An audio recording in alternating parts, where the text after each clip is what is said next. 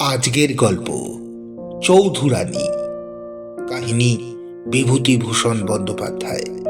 গল্প পাঠে এবং সমগ্র পরিচালনায় আমি শুভাশিস।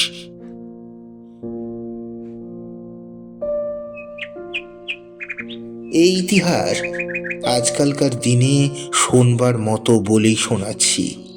যদি লিখে রেখে না দিই এ কথা কেউ জানতে পারবে না। অনেক লোকের উপকার হবে এই বিশ্বাসেই লেখা। আমার ছেলেবেলাতে গ্রামের ওপাড়ার রামলাল কাকার হাঁক ডাক ছিল। সমস্ত মালপাড়ার লোকে তার প্রজা।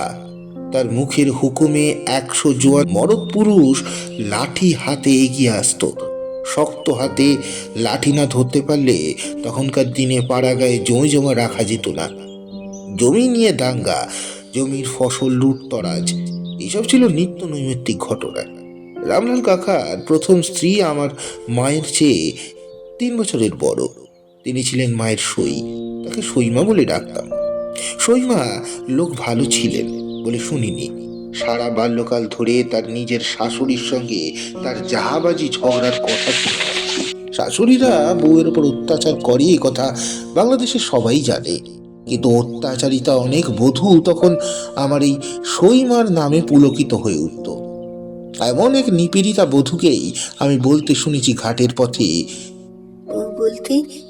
বউ বলতে বউ হলো ওই পাড়ার হরির মা। আমরা জন্মেছি ছাগল ভেড়া, শাশুড়িকে কি করে চেষ্টা হয় তা দেখিয়ে দিয়েছে। তার সঙ্গিনী বললে, কাল নাকি সেই যোগিনীর মুখে বউ কেরোসিনের প্রেমের ছ্যাঁকা দিয়েছে। সেই যোগিনী তাই সহ্যি করে বাপু। আমাদের মতো শাশুড়ি যদি হতো, সহ্য না করে উপায় কি বলো? জাহাবাজে বউ যে, পেরে না উঠলে সহ্য করতেই হচ্ছে বই কি, পেরে না উঠলে সহ্যই করতেই হচ্ছে বই কি। তা বটে, তা ধন্যী বউ বটে। আষাঢ় মাসে 2 দিন খেতেই দিলে না শাশুড়িকে। মুখের জোরে দাঁড়াবে কি সামনে? সেই যোগিনীর কর্ম নয়। শাশুড়ির সঙ্গে ঝগড়া করার সময় রণরঙ্গিনী মূর্তি ধরে। এমন বউ ঘরে ঘরে হলে শাশুড়িরা জব্দ। আমরা পারিনি বাপু, ভয় করে।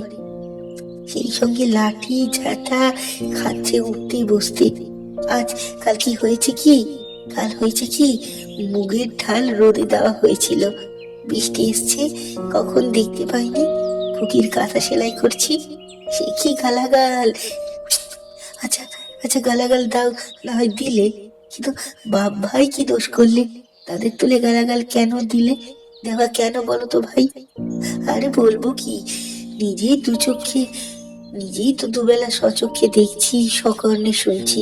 হাড় একবারে ভাজা ভাজা করে দিলে গায়ে, হাড় একবারে ভাজা ভাজা হয়ে গেল ভাই। এক এক সময় মনে হয় একদিকে বেরিয়ে যাই, আর ভালো লাগে না। সইমা দেখতে শুনতে বেশ ভালো ছিলেন। সবাই তাকে সুন্দরী বলতো। তার 5-6টি ছেলে মেয়ে হয়। বড় ছেলেটি বুদ্ধিমান কিন্তু অবস্থাপন্ন ঘরের ছেলে, বিশেষ লেখাপড়া শেখেনি। অল্প বয়সে জমিদারি সেরেস্তার নাইবি কাজে ভর্তি হলো। এমন সময় সইমা মারা গেলেন। রাম কাকা আবার বিবাহ করলেন। কয়েক বছরের মধ্যেই 3-4টি ছেলে মেয়েও হলো। কিছুদিন পরে রামলাল কাকা আবার বিপত্নিক হলেন এবং প্রায় সঙ্গে সঙ্গেই আবার বিবাহ করলেন। দ্বিতীয় পক্ষের স্ত্রীরও 5-6টি ছেলে মেয়ে হলো। মাঝের পক্ষের প্রথম সন্তানের নাম আশালতা, বেশ সুন্দরী মেয়ে। রাম কাকা তৃতীয় পক্ষের বিবাহ করবার কিছুদিন পরেই আশালতার ভাই বোনগুলো একে একে মারা গিয়ে বেঁচে রইল কেবল সে নিজে। আশালতার বিয়ে হলো 11 বছর বয়সে। বিধবা হয়ে বাপের বাড়ি ফিরে এলো। কন্যা বিধবা হয়ে বাপের বাড়ি আসার পর থেকে শোকে রামলাল কাকার শরীর ভেঙে পড়ল এবং বছর খানিকের মধ্যে তিনিও ইহলোক থেকে বিদায় গ্রহণ করলেন। এর মুখ্য কারণ কন্যার বৈধব্য নয়, কেননা রামলাল কাকার মৃত্যু হয়েছিল বসন্ত রোগে। ভূমিকা এই পর্যন্তই। এখন আসল কাহিনী শুরু করা যাক। আমাদের এই ইতিহাস প্রধানত ওই আশালতার ইতিহাস। ব্যাপারটি এখন দাঁড়িয়েছে যা তা এখানে একবার বলি। রামলাল কাকার সংসারে এখন কর্তা হয়ে দাঁড়ালো ওর প্রথম পক্ষের জ্যেষ্ঠ পুত্র শরৎ। শরতের তখন বিয়ে হয়েছে এবং দুটো সন্তানও হয়েছে। শরতের ছোট ভাই সনত লেখাপড়া শিখেনি, সে গ্রামেই ধানের ব্যবসা করে। প্রথম পক্ষের মেয়ে কটির বিবাহ হয়ে গিয়েছে, তারা সকলে শ্বশুর বাড়ি। রামলাল কাকার তৃতীয় পক্ষের ছেলে মেয়েগুলোর বয়স কম। বড়টি ছেলে, তার বয়স এখন এই সময় 8। রামলাল কাকা সম্পত্তিওয়ালা লোক ছিলেন। বড় ছেলে শরৎ এমন দুষ্টু ফন্দি সব আঁটতে লাগলো যাতে তার নাবালক বৈমাত্রীয় ভাই বোনগুলো সম্পত্তির উপসত্ত্ব থেকে বঞ্চিত হয়। বিমাতার কোনো কথাই সংসারে খাটে না, তার বয়সও খুব বেশি কিছু নয়। শরৎ নিজের জমি মৌরসি বন্দোবস্ত করতে লাগলো মোটা টাকা দিয়ে। পুকুর জমা দিতে লাগলো নিকিরিদের কাছে মোটা টাকা দিয়ে। গোলার ধান বিক্রি করে ফেললো আড়তদারদের কাছে, তাতে তাতে পেতে লাগলো মোটা টাকা। গাছের নারকেল সুপুরি বিক্রি করতে লাগলো কলকাতায় যারা মাল চালান দেয় তাদের কাছে। অথচ ওর বিমাতা বা বৈমাত্রীয় ভাই বোনগুলোর পরনের কাপড় নেই, স্কুল পাঠশালায় যাবার বন্দোবস্ত নেই। যা টাকা পাওয়া গেছে ওরা তো ওর ন্যায্য অংশীদার। অথচ অথচ শরৎ বা সনত সে চিজ নয়, সোজা পথে হাঁটার অভ্যেস তাদের নেই। বিমাতা মুখ ফুটে কিছু বলতে সাহসও করেন না নিজের চেয়ে বেশি বয়সের সৎ ছেলের কাছে। এইভাবেই অরাজকতা চলল বছর 2। শরতের বিমাতা মুখ বুজে সহ্য করলেন। তিনি গরিব ঘরের মেয়ে, তৃতীয় পক্ষের স্ত্রী হয়ে এসেছিলেন এই সংসারে, যা জোর ছিল এখানে। বিধবা হওয়ার সঙ্গে সঙ্গে সেটুকু গিয়েছে। দোর্দণ্ড প্রতাপ সৎ ছেলেকে কিছু বলতে সাহস করেন না তিনি, নির্জনে চোখের জল ফেলেন। তার ছেলেমেয়েরা বিষয় সম্পত্তির কি বোঝে, মহানন্দে লাট্টু ঘোরায় আর ঘুড়ি ওড়ায় পথে পথে মাঠে মাঠে। শীতকাল, সকালবেলা শরৎ এক বাটি মুড়ি খাচ্ছে বসে, এক্ষুনি চা খেয়ে সে বেরোবে। আশালতা এসে দোরের গোড়ায় দাঁড়িয়ে বললে, বর্দা, শরৎ মুখ তুলে বললে, কি রে? একটা একটা কথা তোমায় বলবো। কি? বল তাড়াতাড়ি, আমার সময় নেই, কাছারিতে বেরোতে হবে এক্ষুনি। তুমি তুমি বাগদি পাড়ার জমি বন্দোবস্ত করেছো কত টাকায়? কবে? এই যে এই যে সেদিন করিয়ে এলে, বৌদিদির হাতে টাকা এনে দিলে। কেন? অত খোঁজে তোমার দরকার কি? আশালতা মুখ গম্ভীর করে দাদার সামনে এসে দাঁড়ালো। সুন্দরী মেয়ে, চাপার রাগে ওর মুখ রাঙা হয়ে গিয়েছে। দাদা, আজ আমি যে কথা বলতে এসেছি শোনো। তুমি ওরকম করে বিধু নিধুকে ফাঁকি দিতে পারবে না বলে দিচ্ছি। শরৎ অবাক হয়ে ওর মুখের দিকে চেয়ে রইল। এমন কথা যে আশালতা তাকে বলতে পারে, এটাই সে বিশ্বাস করতে পারছিল না তখনও। এতটুকু মেয়ে আশালতা। পরক্ষণে রাগে ও বিস্ময়ে তার মুখ থেকে কথা বেরোতে গিয়ে আটকে গেল খানিকক্ষণ। যখন কথাটা বেরিয়ে এলো অবশেষে, তা বড় অসংলগ্ন, তার মানে বোঝা গেল না। কি? কে? জমি? জমিকার টাকা? বিধু নিধুকে ফাঁকি মানে? শোনো দাদা, বিধু নিধু আছে, ওদের 3টি বোন আছে। ওদের তুমি দেখো না, মা ভালো মানুষ, তিনি কিছু বলতে পারেন না। ওদের পরনে না আছে কাপড়, না গায়ে একটা জামা। মায়ের একখানা থান, তাই শুকিয়ে নাই। বিধু বড় হয়েছে, ওকে স্কুলে দিলে না, ওরা সব খাবে কি এরপরে? কি খাবে? কি খাবে সে আমি কি জানি? আমারই কি দায় পড়েছে এই বিধুর পড়া নিয়ে মাথা ঘামাবার? বাবা থাকতেই তো আমাকে আর সনদকে পৃথক করে দিয়ে গেছেন। কিন্তু এইসব কথার কি দরকার এখন জিজ্ঞেস করি? হ্যাঁ, তোমার কি সর্দারি করবার দরকার কি? আশালতা দৃঢ় স্বরে বললে, না, সর্দারি করিনি দাদা, কিন্তু না বলেও তো পারছি নে। মা বলে মা কিছু বলেন না, কিন্তু এইটুকু তো বুঝেন যে বিধু নিধু ফাঁকে পড়েছে। তুমি যে জমি বিলি করলে, বাস ধান বিক্রি করলে, পুকুর জমা দিলে, সে টাকার ভাগ ওরা পাবে না। অথচ ওদের পরনে না আছে কাপড়, না আছে ওদের গায়ে একটা জামা। শরৎ রাগে কাঁপতে কাঁপতে বললে, এত বড় কথা তোর? তুই কথা বলতে আসবার কে শুনি? তোর কি ভাগ আছে এই বিষয়ের? হ্যাঁ, তোর কোনো জোর এখানে খাটবে শুনি? আমার কথা তো একটু বলিনি দাদা। বিধু নিতুর ভাগ ওদের দাও, মাকে দাও। শৈলবেলার বিয়ে দিতে হবে আজ, আজ বাদে কাল। সবই যদি বেচে দিয়ে, সবই যদি বেচে কিনে ফেললে, কাল শৈলর বিয়ে কি দিয়ে হবে? হ্যাঁ, সেই ভাবনায় আমার রাত্রিরে ঘুম হচ্ছে না। মা গিয়ে বুঝুন তার মেয়ের বিয়ে কি দিয়ে হবে, তাতে আমার কি। এই কথা তোমার উপযুক্ত হলো দাদা? শৈলর বিয়ে না হলে কার মুখ হাসবে? কার মুখ হাসবে? মার না তোমার?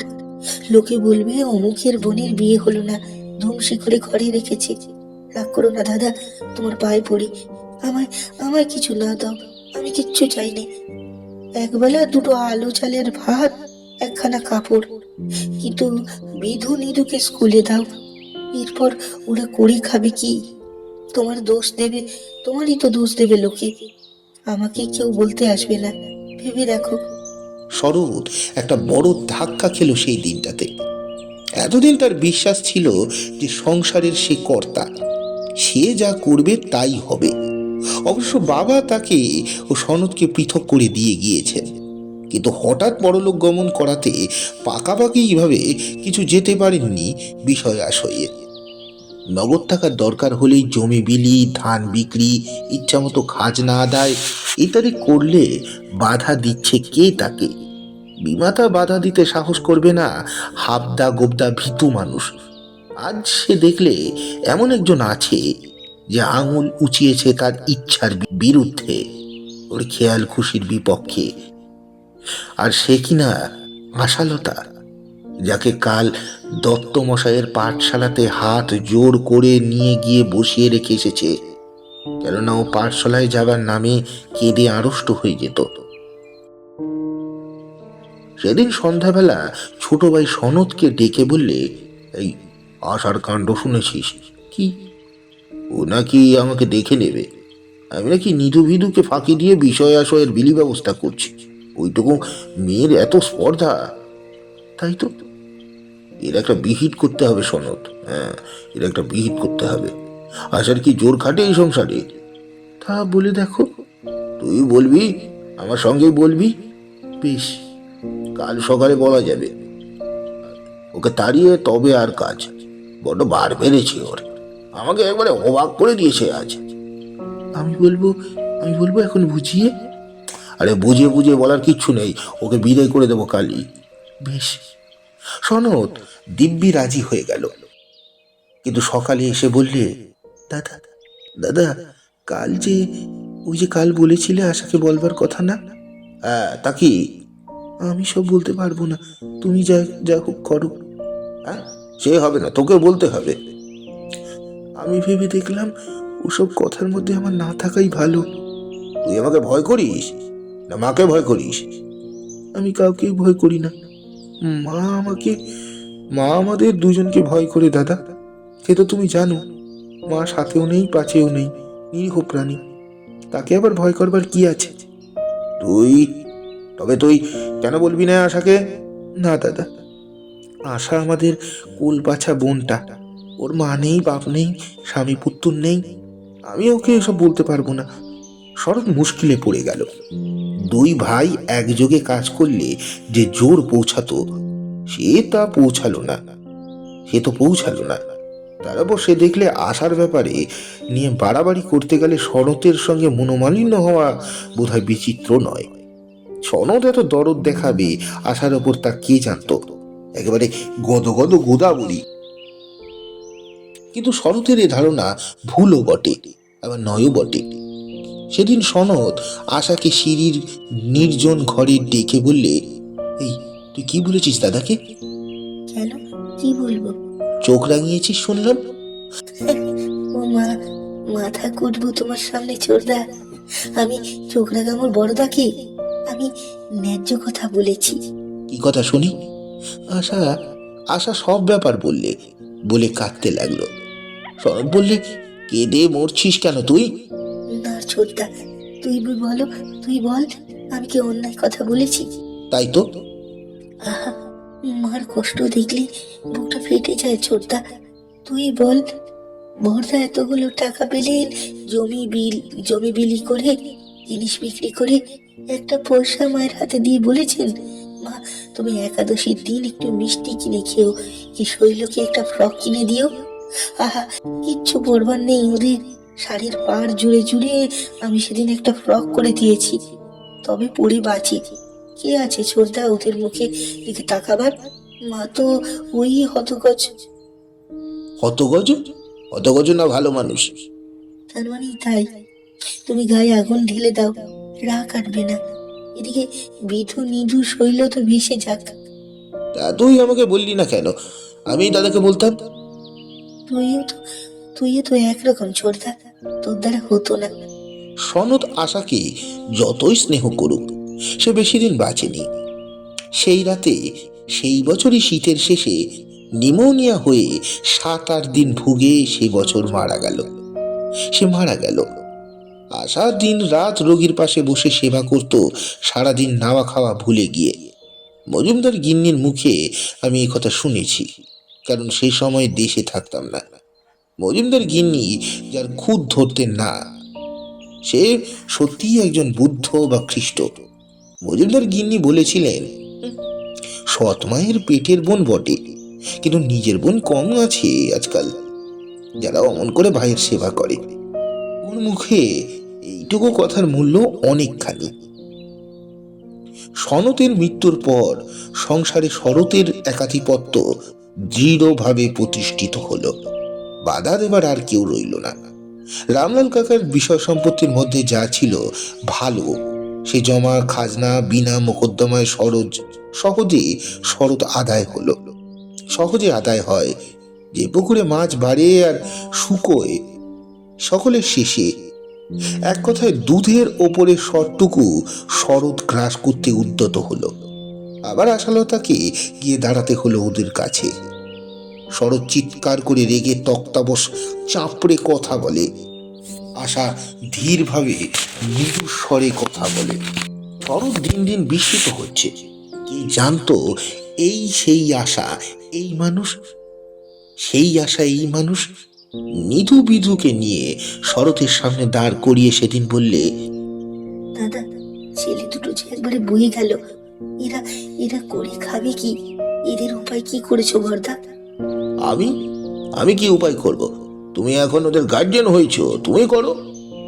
আমি আমি তোমার পায়ের জুতোর তলা বর্দা, আমায় এমন করে বলো না। তোমাকে আর মিষ্টি কথা শোনাতে হবে না আমাকে। যাও, যাও এখান থেকে। এদের উপায় কি করবে বর্দা? পায়ে পড়ি তোমার। মাইনে দেবে কে? হ্যাঁ, তুমি। কেন? আমি কেন দেব? আমার শরতের উত্তরের বাকি অংশটুকু ছাপার উপযুক্ত নয়। আশা চুপ করে থেকে বললে, দাদা, দাদা তোমার পায়ে পড়ি, এদের লেখাপড়ার হিল্লে করো, বাদুর হয়ে গেল একেবারে। তবে তো আমার শরতের সবটুকু উত্তর পুনরায় ছাপার অযোগ্য হলো। আশালতা পরদিন নিজে কোথা থেকে টাকা জোগাড় করে বিধু নিধুকে 2 মাইল দূরবর্তী সোনাখালী বাক্সার মাইনাস স্কুলে ভর্তি করে দিল। ছেলে দুটো বধ হয়ে গিয়েছিল। নিজে জোর করে ওদের স্কুলে পাঠিয়ে দিত, নিজে সকালে বিকেলে পড়াতে বসাতো। আশা নিজে লেখাপড়া জানতো সামান্যই। গ্রামের অমর্ত্য গুরুমশাইয়ের পাঠশালায় বাংলা সরল পাঠ 3য় ভাগ পর্যন্ত। কিন্তু নিজের চেষ্টাতে সে অনেকটা শিখেছিল। ওর মামার বাড়ি ছিল কলকাতার কাছে, সেখানে গিয়ে 2-3 মাস থাকতো। এদের থেকে একবার মামিমা সঙ্গে দক্ষিণেশ্বর গিয়েছিল। রামকৃষ্ণ পরমহংসের কথা শুনেছিল। আমি অন্তত ওর কাছে একখানা কথামৃত দেখেছি। আশা রামায়ণ মহাভারত পড়তো, গীতা দুবেলা পড়তো, বাংলা কবিতাও কিছু কিছু পড়তো। সৎমাকে বলতো, নিধু খুব বুদ্ধিমান মা, ও পড়ালে মানুষ হবে। বা বলতো, বিধুকে কেমন দেখলি? বুদ্ধি নেই এর মতো, তবে কিছু হবেই। মা বলতেন, তুই চেষ্টা কর, ঠিক হয়ে যাবে। আশা যেন উঠে পড়ে লেগে গেল নিধু আর বিধুকে মানুষ করতে। শয়নে স্বপনে ওর এই একই ভাবনা। নিধুর এটুকু বেচাল দেখলেই নিজে কড়া শাসন করে, কড়া পাহারায় পড়াশোনা করায়, একদিন স্কুল কামাই করলে ভাত দেওয়া বন্ধ করে দেয়। অথচ আশা আর বিধু নিধুর বয়সের তফাৎ খুব বেশি নয়, 8 বছর কি 10 বছরের। পাড়ার লোকে বলতো ওদের মা কি করে, আশা ওদের দিদিকে দিদি, মাকে মা। শরৎ চেষ্টার ত্রুটি করেনি ওদের সম্পত্তি ফাঁকি দেবার। আশা না থাকলে ওদের পথের ফকির হতো, এক কথায় কোনো ভুল নেই। শরৎ অত্যন্ত কুচরিত্রের লোক, মদ এবং আনুষঙ্গিক সবকিছুই তার ছিল। একবার মদ খেয়ে বিধুকে ডেকে বললে, "এই বিধু, এই কাগজখানাতে একটু সই করে দিতে বলতো মাকে।" বিধু বিধু একে বরদাকে ভয় করে, তার উপর মাতাল অবস্থায় বরদা অধিকতর ভয়ের কারণ সে ভালোই জানে। সুতরাং বিনা বাক্য ব্যয়ে সে কাগজখানা মায়ের কাছ থেকে সই করিয়ে নিয়ে চলে এলে। শরৎ চলে গেল। এর দিন 10 পরে আশা নাইতে গিয়ে দেখলে ওদের ঘাটের ধারে বাগানে 7-8 জন লোকের জটলা। 5 জন কাঠুরে কাঠ কাটছে, 2 জন লোক দাঁড়িয়ে দাঁড়িয়ে লোক খাটাচ্ছে। কাটো কাটো, ভালো করে কাটো, হ্যাঁ হ্যাঁ ঠিক আছে। আশার সঙ্গে ছিল গোয়ালাপাড়ার কালী গোয়ালিনী। সে কালীকে বললি, পিসি, পিসি গিয়ে জিজ্ঞেস করো তো গাছ কাটছে কেন। কালী জিজ্ঞেস করে এসে বললে, মা ঠাকুরন, ওরা ওরা বললে শরৎবাবু এই বাগানের গাছ বিক্রি করেছে আমাদের কাছে। হ্যাঁ, সে কি কথা? জিজ্ঞেস করে এসে তো কত টাকায় বিক্রি করেছে। কালী আবার গেল এবং কিছুক্ষণ মধ্যে ফিরে এসে বললে, মা ঠাকুরন, 300 টাকায় বিক্রি করেছে। আশা তক্ষুনি বাড়ি গেল তাড়াতাড়ি স্নান করে। শরতের সঙ্গে কথাটা বলতে শরৎ ধীরভাবে বললে, হ্যাঁ কেন, তোমায় কি সব জানাতে হবে নাকি? তুমি বাড়ির কে? মার ভাগ মা সই করে বিক্রি করেছেন নাবালকদের ওচি হয়ে। হ্যাঁ, মা কত কত টাকা দিয়েছো মাকে? হ্যাঁ, সে কোচে তোর দরকার কি? জিজ্ঞেস করে এসো। তাছাড়া তাছাড়া ওই বাগানের গাছ কেটে বিক্রি করার কি ক্ষমতা আছে তোমার? 50-60 টাকার ফল বিক্রি হয় বছরে। কেন ও বাগানের গাছ কেটে বিক্রি হবে? মা সই দিয়েছে। তোমার কাছে সেই কৈফিয়ত আমি দিতে রাজি নই। যাও যাও তুমি। আশা ছুটে গিয়ে সৎ মাকে জিজ্ঞেস করে জানলে কিছুদিন আগে একখানা কাগজে সই দিয়েছিলেন বটে, তবে কি জন্য তার সই দেওয়া হলো তা তিনি জানেন না। হ্যাঁ, কাল বিকেল বিধু এসে তার হাতে 30টি টাকা দিয়ে বলেছিল বর্দা দিয়েছে। তিনি বাসকে তুলে রেখে দিয়েছিলেন এই পর্যন্ত। আশা রেগে বললে, কি, তুমি একটা আস্ত বোকা! সই দিতে বললে অমনি দিলে। আমাকে জিজ্ঞেস করনি কেন? তুমি কি জানো কিসের সই? তুই তখন বাড়ির পুজো দিতে গিয়েছিস পঞ্চানন্দ তলায় শনিবারের দুপুরে। তাছাড়া শরৎ মদ খেয়ে এসেছিল। বিধু ভয়ে কেঁদেই বাঁচে না। তা জানো তো, জমের মতো ভয় করে ওরা শরৎকে। হ্যাঁ, তা তো জানি। এদিকে যে দিব্যি ওদের মাথায় হাত বুলোলো বড়দা। 300 টাকায় বাগান বিক্রি করেছে, তার উপর 3 ভাগের 1 ভাগ 100 টাকা তুমি পাবে। সেই জায়গায় 30টি টাকা ঠেকিয়েছে মোটে। ও, এ তো অন্যায় কাজ বর্দার। বোকা বুঝিয়ে দিয়েছে 30 টাকা দিয়ে। তুমি জিজ্ঞেস করলে না কেন এই টাকা, কিসের টাকা? আচ্ছা মা, এত বোকা হলে মানুষ সংসার করতে পারে? বিধু নিধু যখন পথে বসবে তখন মজা টের পাবে কে শুনি? তুমি, তা আমি? আশা গিয়ে তুমুল ঝগড়া বাঁধালে শরতের সঙ্গে। ফাঁকি দিয়ে গাছগুলো এভাবে জনাঞ্জলি দেওয়া, মায়ের টাকার ভাগ বা দেওয়া হয়েছে কই, এই বলে। শরৎ তাচ্ছিল্যের সুরে বললে, "এই, যা যা যা যা পারিস তুই করগে।" আশা রাঙা মুখে বললে, বর্দা, তুমি এখনো চেনোনি আমায়। বিধু নিজকে আর ওই বোকাশোকা মাকে ফাঁকি দিতে পারো, কিন্তু আমায় পারবে না। এই চললাম বাগানে, দেখি কার সাধ্য বাগানের গাছ কেটে নিয়ে যায়। হয়তো বিধু আমার সঙ্গে। এখনো এত অরাজক হয়নি দেশে বর্দা। আশা গিয়ে বাগানে যারা গাছ কাটছিল বিধুকে দিয়ে তাদের বারণ করে পাঠালে গাছ বিক্রি হয়নি বিধুদের অংশের। বাগানের গাছে কেউ যেন হাত না দেয়। আশার চেহারার মধ্যে কি এমন একটা ছিল, সকলে সমীহ করে চলত। তারা টাকা দিয়ে দলিল লেখাপড়া করে নিয়েছিল আগেই, তবুও আশার কথায় গাছ কাটা বন্ধ করে দিলে। শেষ পর্যন্ত শরতের কাছ থেকে টাকাটা ফেরত নিয়ে চলে যেতে বাধ্য হলো তারা। এইসব ব্যাপারে শরৎ ক্রমে ক্রমে আশার মহাশত্রু হয়ে উঠল। ওর ওপরে নানা রকম নির্যাতন শুরু হলো। এমনকি বড় ভাই হয়ে বোনের নামে হীন কুৎসা রটাতেও দ্বিধা করলে না। আশা শরতের কাছে গিয়ে বললে, বর্দা, বর্দা, তুমি আমার নামে গাঙ্গুলি কাকার কাছে কি বলে এসছো? শরৎ মন দিয়ে হাঁসের পেনের ডগা কাটছিল। শরতের স্ত্রীর সামনে দাঁড়িয়ে চায়ের পেয়ালা হাতে শরৎ ওর দিকে চেয়ে ভুরু কুচকে বললে, হ্যাঁ, কেন এখানে এসছিস? বলবো না, বলবো না? তুমি তুমি বড্ড সতী না? তা আমার জানতে বাকি নেই। কেন? আমি কি করেছি? শরতের উত্তর ছাপবার অযোগ্য। আশা মুখ ফিরিয়ে শরতের স্ত্রীর দিকে চেয়ে বললে, শুনলে, শুনলে বৌদিদি বর্দার কথা? শরতের স্ত্রী স্বামীকে অনুযোগের সুরে বললে, কি যে বলো, অত বড় সমর্থ বোনকে ওইসব কথা বলে? শরৎ তাঁত মুখ খিচিয়ে বললে, তুমি চা দিয়ে চলে যাও দিকে, নিজের কাজ দেখো গিয়ে। হ্যাঁ, নিজের কাজ দেখো গিয়ে। শরতের স্ত্রী চোখের ইশারায় আশাকে চলে যেতে বলে সেখান থেকে সরে গেল। আশা সে কথা শুনলে না। দুজনের দুন্দুবার ঝগড়া বেঁধে গেল। পাড়ার লোকে উকিঝুঁকি মারতে লাগলো। আশাকে অনেক অপমানজনক কটূক্তি শুনতে হলো শরতের মুখে। শেষ পর্যন্ত শরতের স্ত্রী হাত ধরে সেখান থেকে টেনে নিয়ে গেল। আশার চোখ দিয়ে জল বেরিয়ে গিয়েছিল।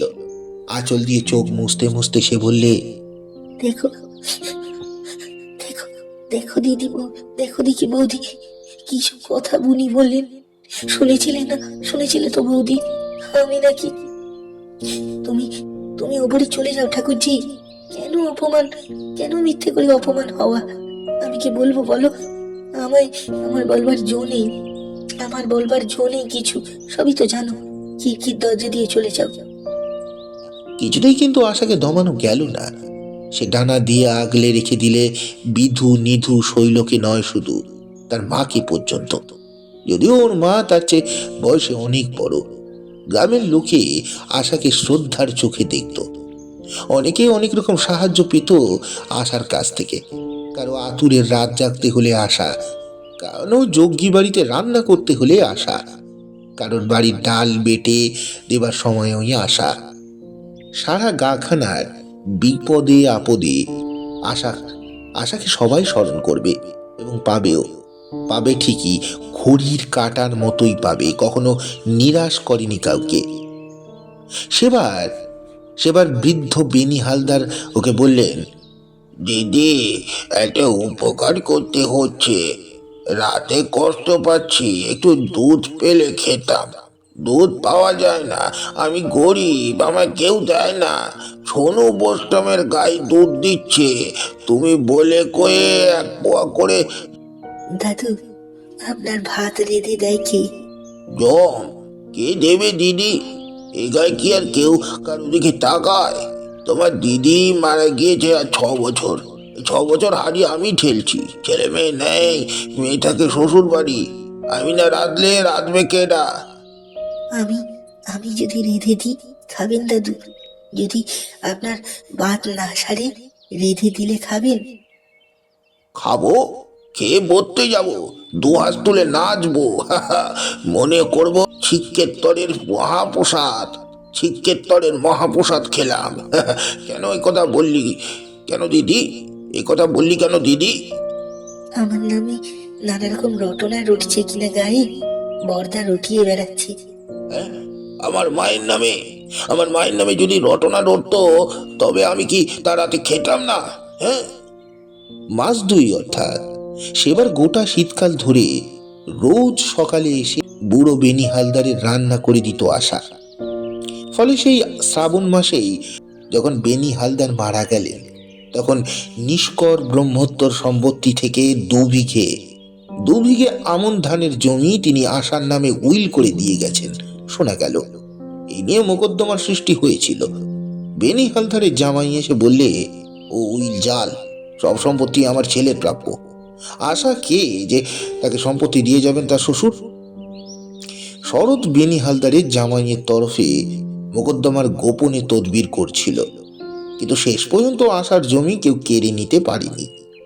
বিধুর লেখাপড়া যেটুকু হয়েছিল তা আসার চেষ্টা আর উৎসাহের ফলেই নিধু লেখাপড়ায় খুব ভালো। ম্যাট্রিক পাশ করলে বেশ ভালোভাবেই। ইদানিং শরৎ সম্পূর্ণ পৃথক হয়ে গিয়েছিল। এদের সম্পত্তিতে হাত দিতে সাহস করত না, আশাকে ভয় করত। সেই শরতের বউ হঠাৎ মারা গেল। আশা গিয়ে শরতের সংসারে বুক দিয়ে পড়ল। ওর ছোট ছোট ছেলে মেয়েদের দেখাশোনাও, রান্না করে খাওয়ানো, সব কিছু করতো আশা। অবশ্য বেশি দিন করতে হয়নি, কারণ দ্বিতীয়বার বিবাহ করতে শরৎ 3 মাসের বেশি দেরি করেনি। আশা চোখের জল ফেলে বলেছিল, বৌদিদের যে কি গুণ ছিল তা কেউ জানতো না, আমি জানতাম। বড়দার ভয়ে জুজু হয়ে থাকতো বেচারা। নিজের ইচ্ছাতে কিছু করবার কি তার উপায় ছিল? অমন বউকে বড়দা চিনতে পারলে না। দুদিন যেতে তর সইল না, অমনি বিয়ে করে নিলে। মাঘ মাসের শেষ। আশা শরতের বাড়ি গিয়ে বললে, বড়দা, তোমায় যেতে হচ্ছে একবারটি। হ্যাঁ, কোথায় যাব? বিধুর বিয়ের জন্য হাঁটাহাঁটি করছে 7 বেরের দুঃখীরাম চৌধুরী। একবার গিয়ে মেয়ে দেখে এসো। হ্যাঁ, আমি যাব। তবে কে যাবে বলো? তুমি আমাদের মাথার মণি, বংশের বড় ছেলে, আমাদের সকলের অভিভাবক। তুমি যা ঠিক করবে ওর বিয়ের বিষয়ে তাই হবে। যাও, দেখে এসো বর্দা। শরৎ খুশি হয়ে মেয়ে দেখে সব ঠিকঠাক করলে বিয়ের ব্যাপারে। ফাল্গুন মাসেই বিধুর বিয়ে হয়ে গেল। বৈশাখ মাসে সরাটি ফুলসারার 5 আনি জমিদার বাড়ি থেকে নিধুর বিয়ের সম্বন্ধ এলো। কেননা নিধু ভালো ছেলে, সেবার আইএ পরীক্ষা দেবে। আশা আবার গিয়ে শরৎকে ধরলে। শরৎকে বললে, বর্দা, বিয়ে তুমি দিয়ে দিও যদি মেয়ে ভালো হয়, কিন্তু নিধুকে যেন তারা আরো পড়ান। পয়সা করি আমাদের দিতে হবে না তাকে। মেয়ের বাবাকে এই কথাটা বলো বর্দা। নিধুরও বিয়ে হয়ে গেল এখানে। ওরা নিধুকে বিয়ে পড়াবার খরচ দিতে লাগলো। এবার নিধু বিয়ে পাশ করে শ্বশুরের যত্নে MA আর আইন পড়তে ভর্তি হলো ইউনিভার্সিটিতে। আশা সেবার খুব অসুখে পড়ল। ভাদ্র মাসের শেষ, খুব বর্ষা। নিধু কলকাতায়, বিধু মিরপুরের জমিদারির কাছারিতে কাজ করে। সস্ত্রীক সেখানেই থাকে। বাড়িতে কেবল বিধুর মা, ওদের সকলের ছোট অবিবাহিত বোন দুলা। আশা ডাক্তার ডাকতে দেবে না। বিধু সামান্য রোজগার করে, ডাক্তারের খরচ পাবে কোথায়, এমনি সেরে যাবে। রোগ হঠাৎ বেঁকে দাঁড়ালো। দুলা দৌড়ে গিয়ে শরৎকে ডেকে নিয়ে এলো। শরৎ এসে বলল, কি হয়েছে মা, কি হয়েছে? আশার অসুখ নাকি? আশার নাকি অসুখ? ওদের মা কিদি বললে, বাবা শরৎ, তুমি বাঁচাও আমার আশাকে। ও আমার মেয়ে নয়, ও বিধু নিধুর মা। আমি তো মিথ্যে মা হয়েছিলাম। কি করলাম কার? ও করেছে, সব করেছে। সর্বস্ব বিষয় বিক্রি করে দাও, আমার মাকে বাঁচিয়ে তোলো।